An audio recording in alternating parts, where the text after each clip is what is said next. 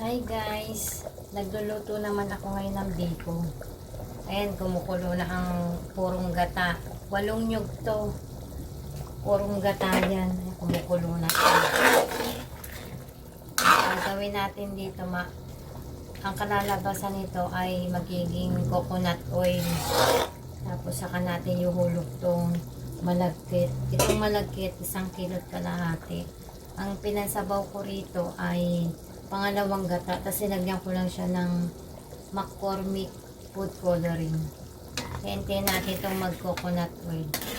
Hintayin natin itong magmantika. Yan.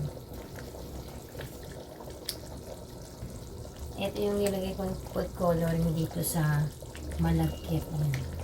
McCormick ube flavor. Ayan guys, medyo nagmamantika na siya. Nagiging latik na. Unti-unti na nagiging latik.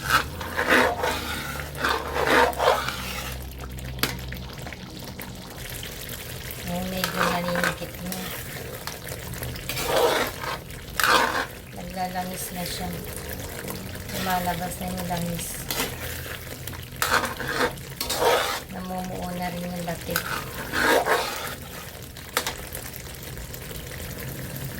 Kumuha lang ako ng konti dito.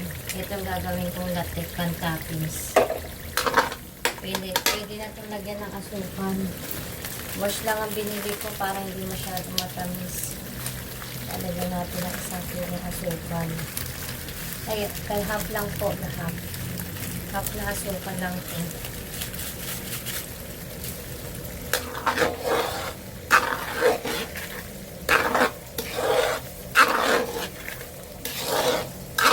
Tunawin natin siya sa gata. Matagal sa panis to kasi ang gata lutong-luto.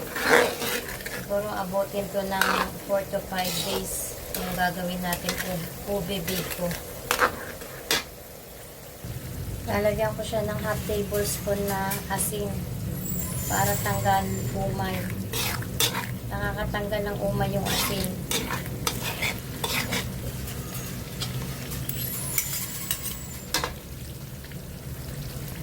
Pwede na natin ilagay itong sinain kong malagkit kanina. Ito.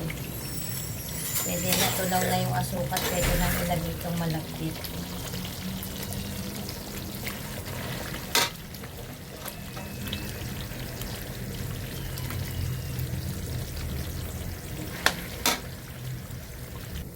Eh, nalo ko na itong malagkit. Ilalagay ko na itong nilagang ube. Kinayod na namin.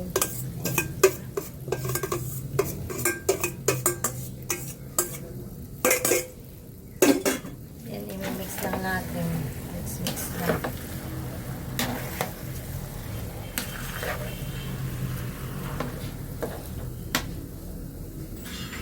Tulad ko na itong malaki. Pwede na mo hangong ito. Itong pan-toppings. Ito na ang latik. Gagawa tayo ng custard pang topping sa ube biko. Lalagyan lang natin siya ng 3 egg.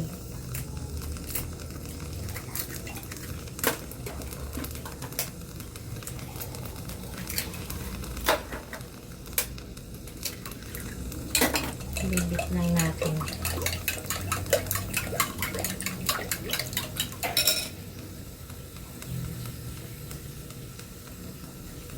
Lalagyan natin siya ng kalahating condensed milk. Nilagyan ko lang ng gata para matunaw yung gatas. I-mix lang natin yan.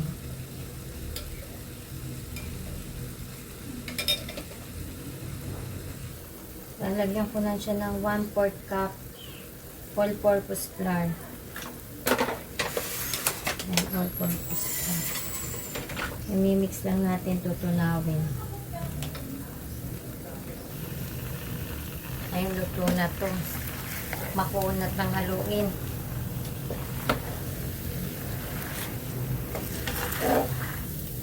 Yung medyo maangat na yung kawali.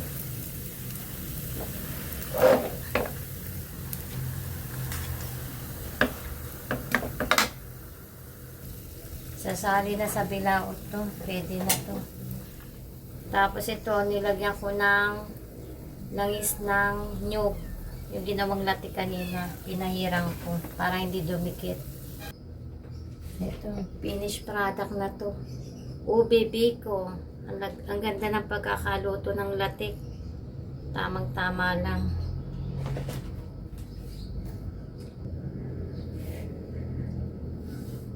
Ito guys, lalagyan ko ng custard. I-oven ko to.